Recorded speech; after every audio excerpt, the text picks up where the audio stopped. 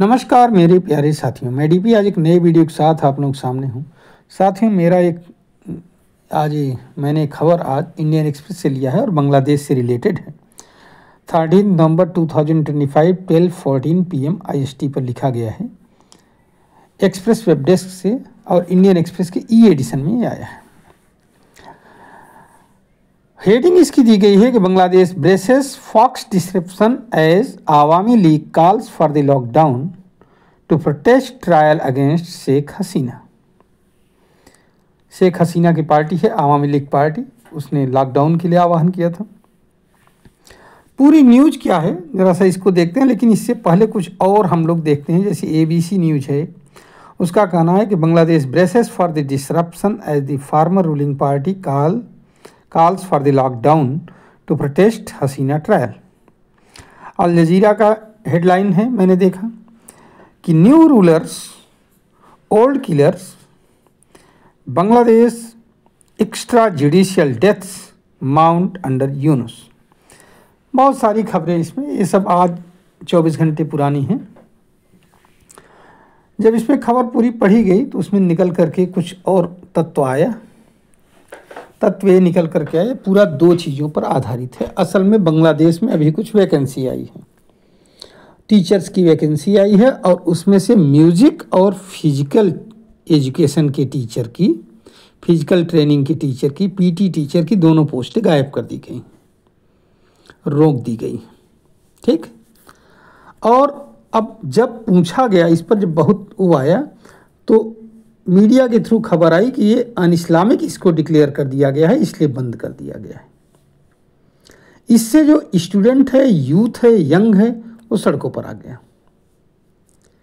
किसके खिलाफ? Chief adviser Mohammad Yunus के खिलाफ। और कल से ही रात को मसाल जुलूस और दुनिया भर के स्लोगन में ये है, एक स्लोगन मैंने देखा उसका, you can silence music in school not in hearts. इसमें वो कह रहे हैं कि आप हमारे दिलों में से संगीत को नहीं निकाल सकते हैं, आप स्कूल में संगीत को बंद कर दोगे।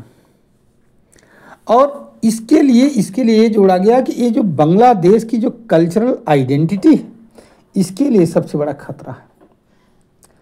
इस्लामिस्ट ग्रुप के दबाव में किया जा रहा है सब काम, ये भी कहा जा रहा है।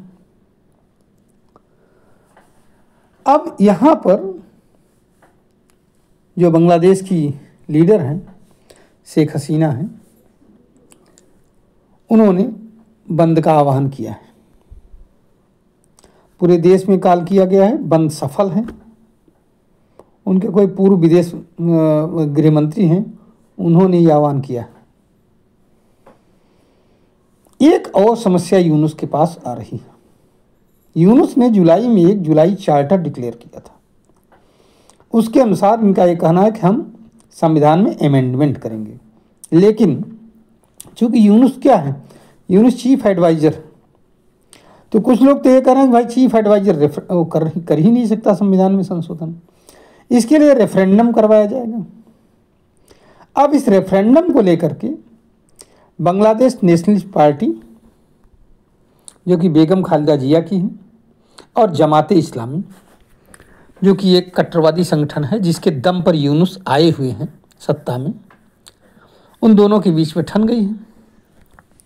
BNP कहता है कि रेफरेंडम को नेशनल इलेक्शन के साथ करवाओ, और जमाते इस्लामी कह रहा है कि पहले कराया जाएगा। BNP एक जनाधार वाली पार्टी है, इसलिए आज यूनुस जी ने घोषणा कर दिया कि रेफरेंडम और इलेक्शन साथ साथ होंगे। कब होंगे अभी ये नहीं बताया गया है, ध्यान रखना। अच्छा, जरा सा रेफरेंडम भी जान लेते हैं हम लोग कि रेफरेंडम में है क्या चीज़। अब इसके लिए जो जमाते इस्लामी है, उसने प्रोटेस्ट करना शुरू कर दिया है कि आप हमारी बात को नहीं मान रहे हैं। कुल मिलाकर के यूनुस के लिए समय ठीक नहीं चल रहा है। अब यहाँ पर रेफरेंडम में क्या हो रहा है, जरा से इसको भी हम लोग जान लेते हैं। तो रेफरेंडम में कुल मिलाकर के प्रेसिडेंट के पावर को बढ़ाया जा रहा है।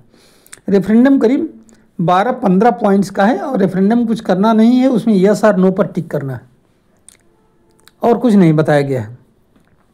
जैसे इस्लाम को नेशनल फेथ डिक्लेयर किया जाएगा। सेना अध्यक्ष की नियुक्ति कौन करेगा? प्रेसिडेंट करेगा, न कि पीएम करेगा। चीफ इलेक्शन कमिश्नर की नियुक्ति प्रेसिडेंट करेगा, न कि पीएम करेगा।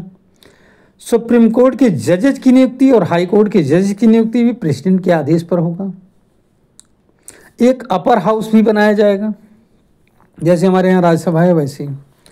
तो कुल मिलाकर के ऐसे 10-12 पॉइंट्स हैं। अब उसमें ज़्यादा लंबा खींच जाता है, इसलिए मैंने नहीं लिया वीडियो को इसमें।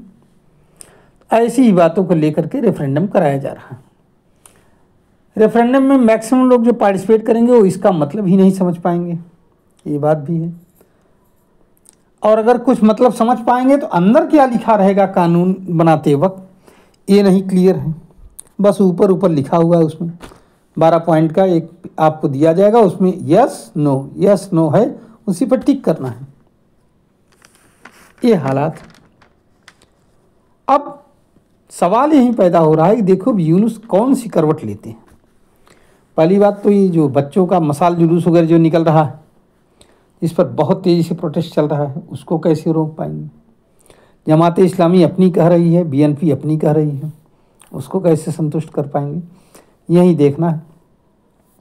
अगर इसमें कुछ इधर उधर होता है तो हो सकता है फिर यूनुस दोबारा बने रहें। बंगला यूनुस चाहते भी यही हैं। चलिए देखिए, देखते रहते हैं कि आगे क्या होता है। लेकिन ये जो डेवलपमेंट है बहुत इम्पोर्टेंट था जानना इसके विषय में, क्योंकि इससे आने वाले दिनों की आहट इसमें सुनाई पड़ रही है। धन्यवाद, नमस्कार, जय हिंद, जय भारत, वंदे मातरम।